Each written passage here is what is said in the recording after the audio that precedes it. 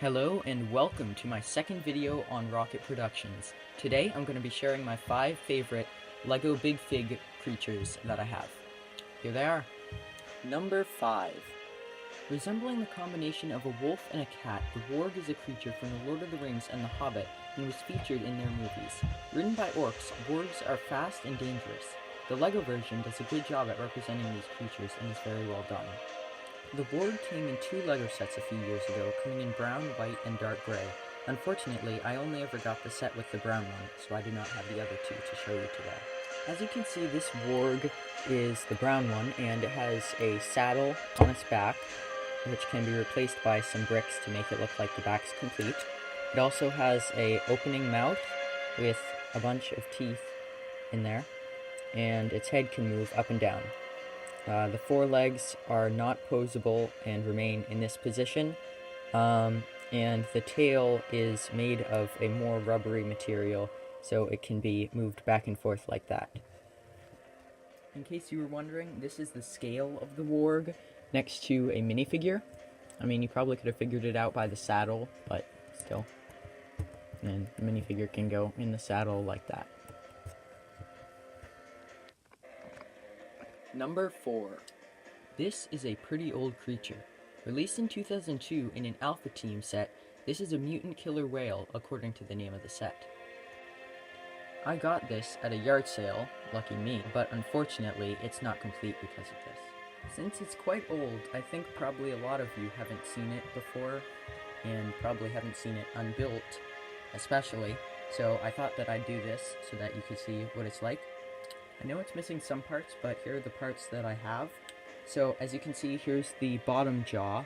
It's quite large, and here's the top. The tongue is a crocodile head, the top of it, and you can just attach that in here like that.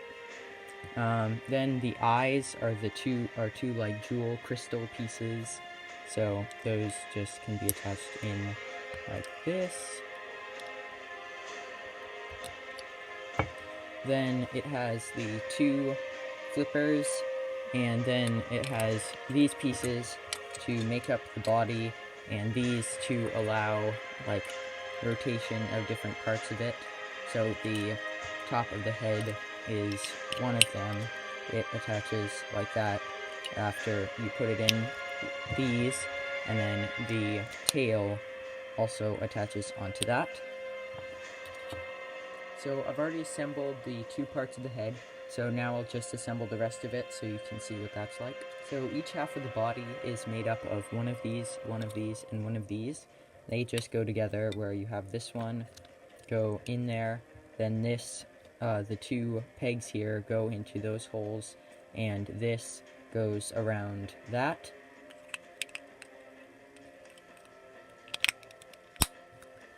So, like that.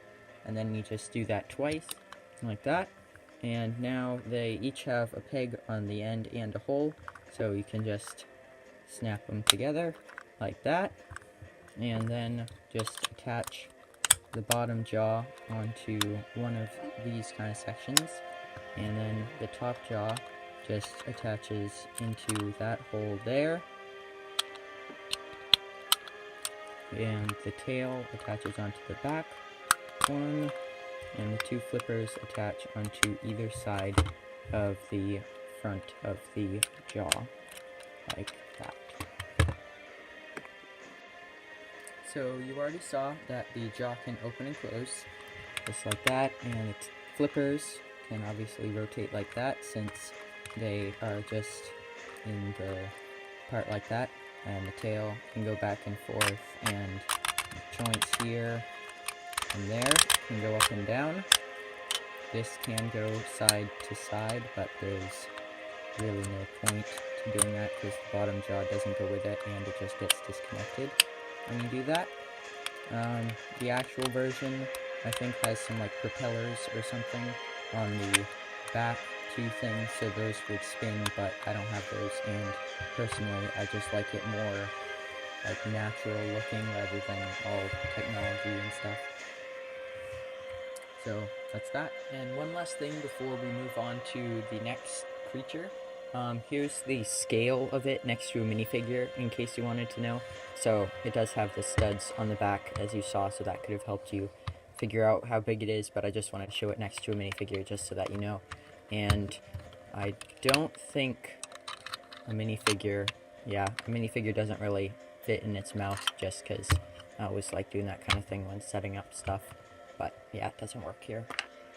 Number 3. This is a cave troll. In The Lord of the Rings and The Hobbit, this creature is seen multiple times. This particular cave troll was in the Mines of Moria in the Fellowship of the Ring, and this came in a LEGO set of the same, or at least a similar, name that was released a few years ago. LEGO did a really great job with this one. They got the proportions pretty well, they made the scale similar, the real one being larger, and the colors and printing are also done really well. So here it is. Here's the scale comparison in case you wanted to know. There it is next to a normal minifigure. And it has some studs on its head, and the back is printed pretty well. The arms can go up and down like that. They can't go side to side or anything. And the wrists and hands can rotate. The legs aren't posable as usual with big figs, and neither is the head, but I think they still did a really great job with it. It looks very similar to the actual one, and since I like Lord of the Rings a lot, it's just a really great thing to have. Number 2. So this is a classic dragon.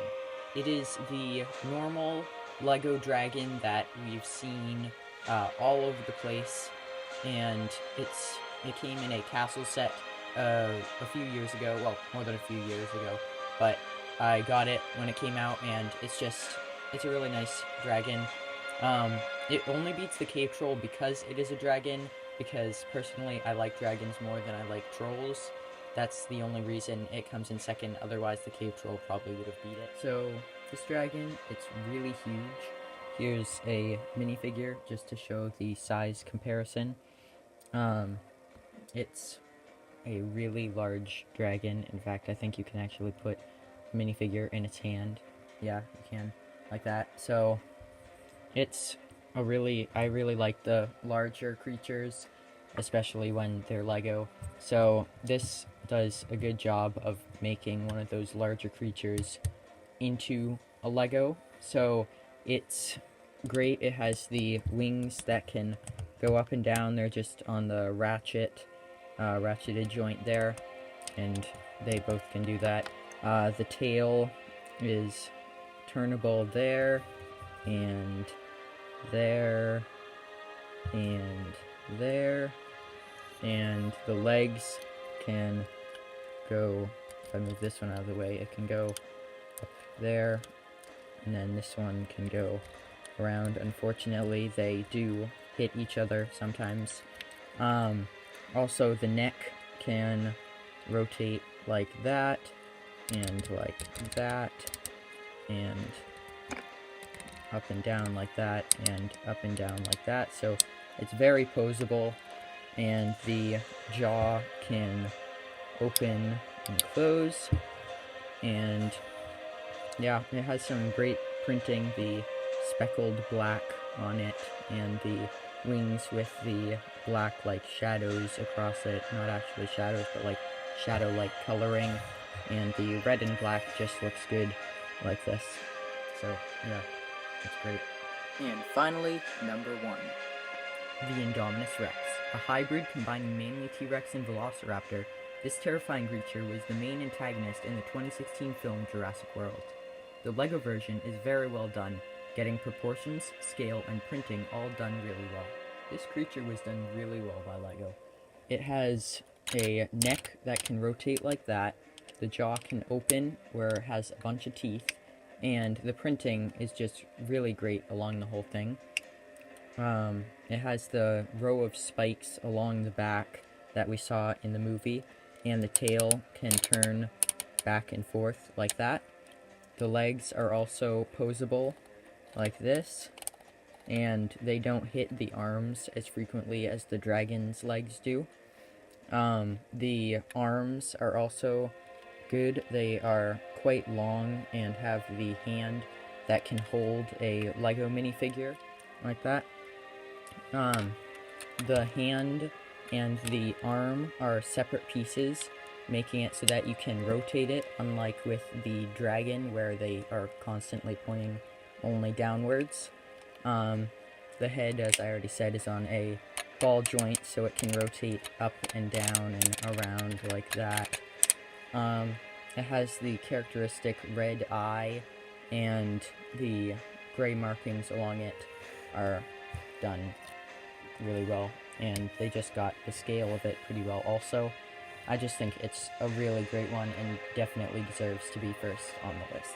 And now for some honorable mentions. First, I'd like to show you Smaug. If I owned him, he definitely would be number 1 on this list. Secondly, here's another creature that would find itself on this list if I owned it.